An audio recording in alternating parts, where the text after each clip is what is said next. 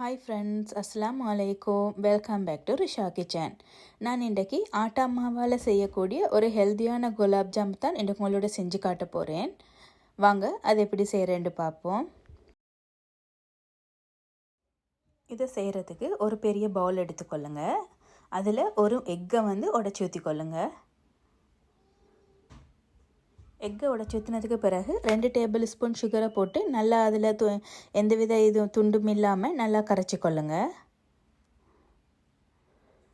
அதை நல்லா கரைச்சதுக்கு பிறகு நீங்கள் 1 கப் ஆட்டா மாவு எடுத்துக்கொள்ளுங்க. 1 கப் ஆட்டா மாண்டு செல்வது 25 கிராம் கப்ட அளவு தான் நான் போட்டிக்கிறேன். அந்தளவு ஆட்டா மாவு எடுத்துக்கொள்ளுங்க. அதில் கொஞ்சமாக சால்ட், அடுத்தது 1/2 டீஸ்பூன் அளவு பேக்கிங் சோடா சேர்த்துக்கொள்ளுங்க.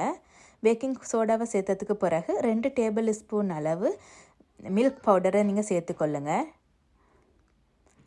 அடுத்தது கொஞ்சமாக ஏலங்காய் அதை கொஞ்சம் பவுடர் பண்ணி அதையும் சேர்த்துக்கொள்ளுங்க.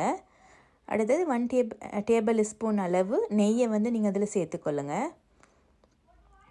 நெய் கொஞ்சம் மெல்ட் ஆகின அந்த கொஞ்சம் நல்லா கரைஞ்சிக்கிற மாதிரி நெய்யாக இருந்தால் உங்களுக்கு ஈஸியாக மிக்ஸ் பண்ணிக்கொள்ள எலுமாய்க்கும்.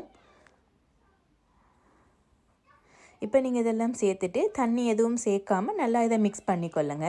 உங்களுக்கு இதை மிக்ஸ் பண்ணுறதுக்கு வாட்டர் எதுவும் தேவைப்படாது. அப்படி உங்களுக்கு இது இந்த கொஞ்சம் வாட்டர் தேவைப்படுற மாதிரி இருந்தேன்னு சொன்னால் நீங்கள் கொஞ்சமாக மில்கை ஸ்பூன் அளவு நீங்கள் எடுத்து உங்களுக்கு எவ்வளோ தேவையோ அதை மிக்ஸ் பண்ணி கொள்றதுக்கு நீங்கள் ஊற்றிக்கொள்ளுங்க. எனக்கு ஏண்ட மெஷர்மெண்ட் அளவுக்கு எந்தவித தண்ணியும் நான் இதுக்கு சேர்க்கலை. இதை நீங்கள் இப்படி நல்லா பிசைஞ்செடுத்ததுக்கு கொண்டதுக்கு பிறகு நல்ல இந்த வெடிப்பும் இல்லாமல் நீங்கள் நல்லா இதை போல் பண்ணி அந்த அளவான சின்ன சைஸில் போல் பண்ணி எடுத்துக்கொள்ளுங்கள். ஏன்னு சொன்னால் நாங்கள் இதை ஃப்ரை பண்ண போக்கல இது நல்லா இந்த பெருசாகி வரும். இப்போ அதெல்லாம் நீங்கள் உருண்டை பிடிச்சி வச்சதுக்கு பிறகு ஒரு பெரிய பேன் எடுத்துக்கொள்ளுங்க. அதில் 125 கிராம் சுகரை நீங்கள் இதில் சேர்த்துக்கொள்ளுங்க. சேர்த்துட்டு நான் ஒரு 300 ml வாட்டரை தான் இதில் சேர்த்திக்கிறேன். சேர்த்து கொஞ்சமாக ஏலங்காவையும் நாங்கள் இதில் பிச்சு 2 ஏலங்காவை நாங்கள் அதை பிச்சு போட்டு அதையும் நாங்கள் கொஞ்சம் மெல்ட் பண்ணி எடுத்துக்கொள்ளணும். இது அந்த நூல் பதமெண்டெல்லாம் அந்த இந்த பதத்துக்கு நாங்கள் இந்த சுகரை இது பண்ண தேவையில்லை, காய்ச்செடுக்க தேவையில்லை. கொஞ்சம் சுகரெல்லாம் நல்லா மெல்ட் ஆகினதுக்கு பிறகு நீங்கள் உங்களோட ஸ்டவ்வை ஆஃப் பண்ணிக்கொள்ளுங்க.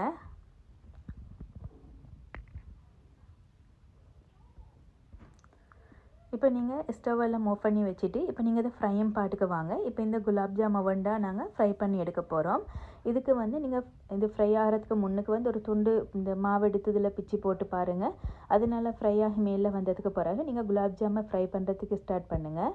இப்போ நீங்கள் குலாப் ஜாமை ஃப்ரை பண்ணுறதுக்கு நீங்கள் இந்த உங்களோட ஹீட்டை மீடியம் அளவில் வச்சுக்கொள்ளுங்க. நீங்கள் நல்லா ஹை ஹீட்டில் வச்சிங்கன்னு சொன்னால் இந்த குலாப் ஜாமுடைய வெளிப்பக்கம் மட்டும்தான் அதில் நல்லா ஃப்ரை ஆகி கலர் வரும். உள்ளுக்கு வெந்திக்காது, மாவு மாதிரி வந்திக்கும். நீங்கள் கவனமாக மீடியம் ஹீட்டில் வச்சு நீங்கள் இந்த குலாப் ஜாமை நல்லா ஃப்ரை பண்ணி எடுத்துக்கொள்ளுங்க.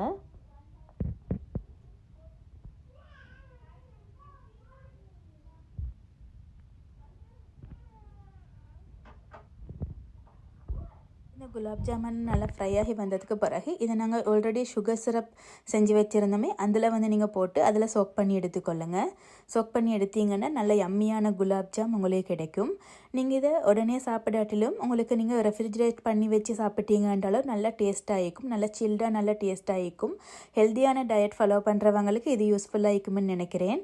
நீங்கள் ஒயிட் சுகரை யூஸ் பண்ண தேவையில்லை. உங்களுக்கு ப்ரௌன் சுகர் இல்லாட்டி நாட்டு சக்கரை அதுலேயும் உங்களுக்கு இந்த சுகர் சிரப்பை செஞ்சு அதுலேயும் இந்த குலாப் ஜாம் இந்த போல்ஸை உங்களுக்கு போட்டு உங்களுக்கு ட்ரை பண்ணி பார்க்கலும்.